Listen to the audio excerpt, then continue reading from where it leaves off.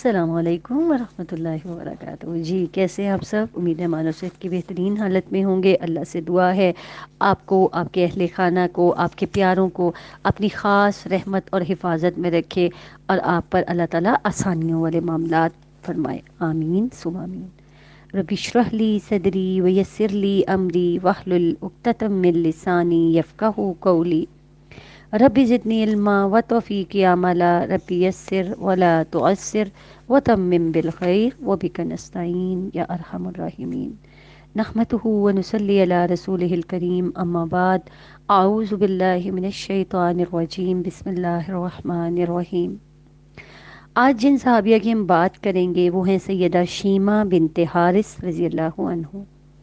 خاندانی پس منظر: نام شیمہ، والد کا نام حارث سعادی اور والدہ کا نام حلیمہ سعدیہ ہے۔ سیدنا محمد مصطفیٰ صلی اللہ علیہ وآلہ وسلم ان کے رضائی بھائی تھے۔ قریش کی خواتین کی یہ عادت تھی کہ وہ بچے کو جنم دینے کے بعد اس کی جسمانی نشو و نما کی خاطر اور اس بچے کی تندرستی کے لیے دودھ پلانے کی مدت میں اسے دیہاتی علاقے میں بھیج دیا کرتی تھی۔ وہاں عورتیں اجرت پر دودھ پلانے کا فریضہ سر انجام دیا کرتی تھی۔ دیہاتی ماحول میں پرورش پانے والے بچے کی زبان میں بھی فصاحت و بلاغت پیدا ہو جاتی تھی۔ جب آمنہ بنت وہب رضی اللہ عنہ نے جب آمنہ بنت وہب، جو نبی پاک صلی اللہ علیہ وآلہ وسلم کی والدہ تھی، انہوں نے نبی پاک صلی اللہ علیہ وآلہ وسلم کو جب جنم دیا تو نبی پاک صلی اللہ علیہ وسلم کے والد کا وفات پہلے ہی ہو چکی تھی۔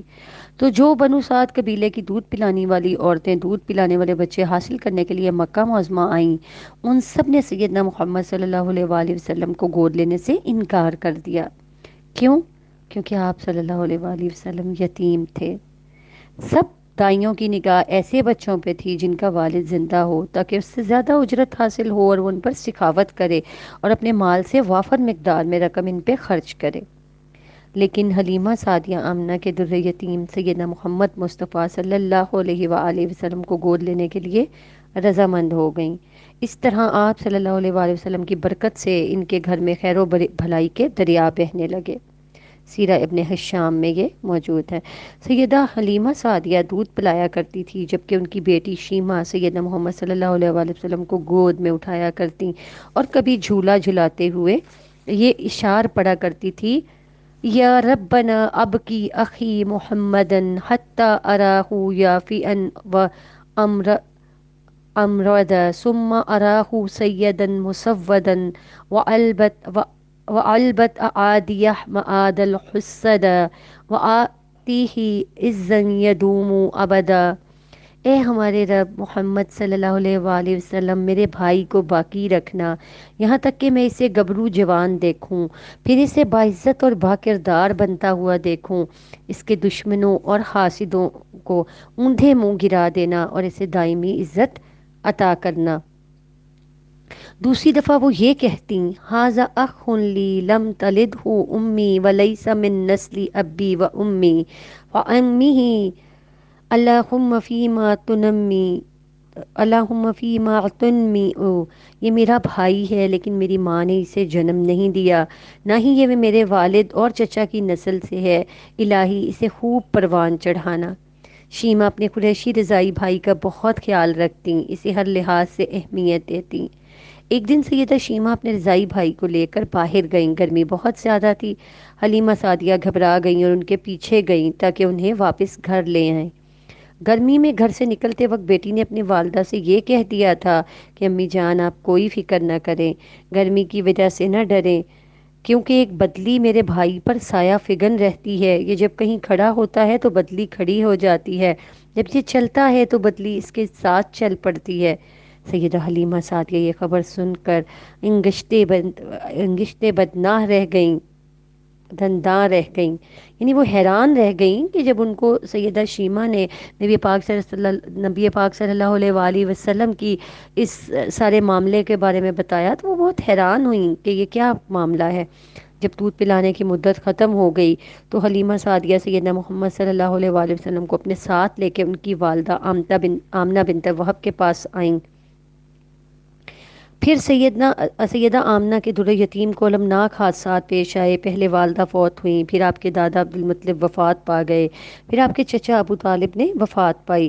25 سال کی عمر میں آپ صلی اللہ علیہ وآلہ وسلم کی شادی سیدہ خدیجہ رضی اللہ کے ساتھ ہوئی۔ جب آپ صلی اللہ علیہ وآلہ وسلم کی عمر 40 برس ہوئی تو آپ کو اللہ کریم کی طرف سے منصب رسالت پر فائز کیا گیا اور آپ اس منصب پر بڑے بہترین انداز میں قائم رہے۔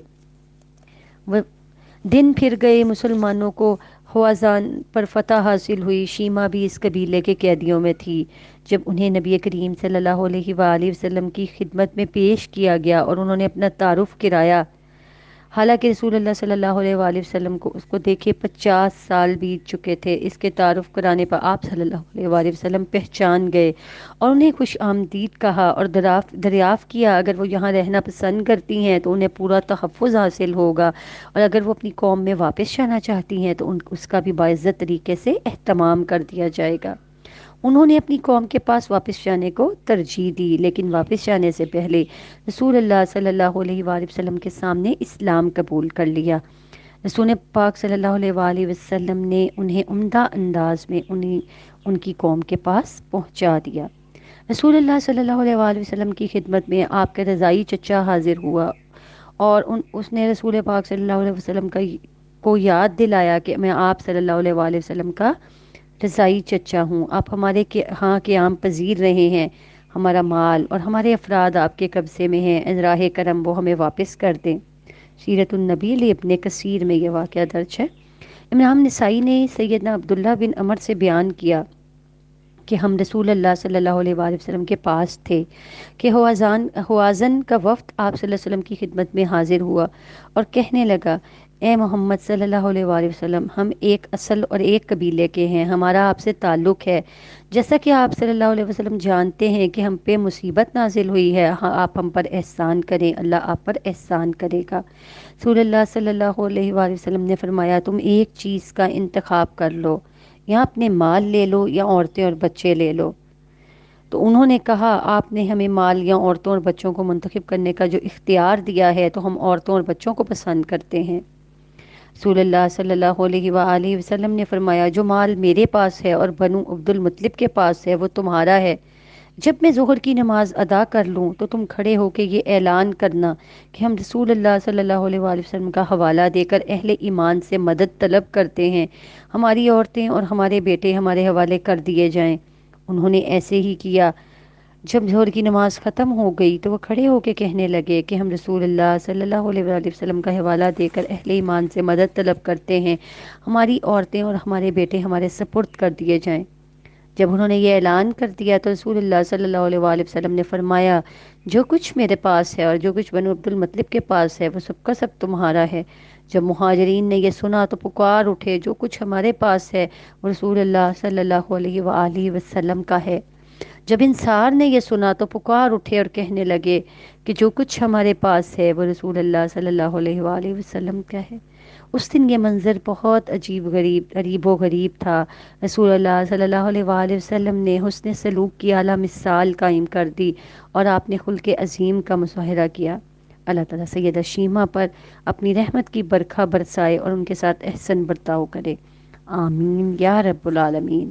سبحانک اللہم و بحمدک، نشہد ان لا الہ الا انت، نستغفرک و نتوب الیک۔ السلام علیکم ورحمۃ اللہ وبرکاتہ۔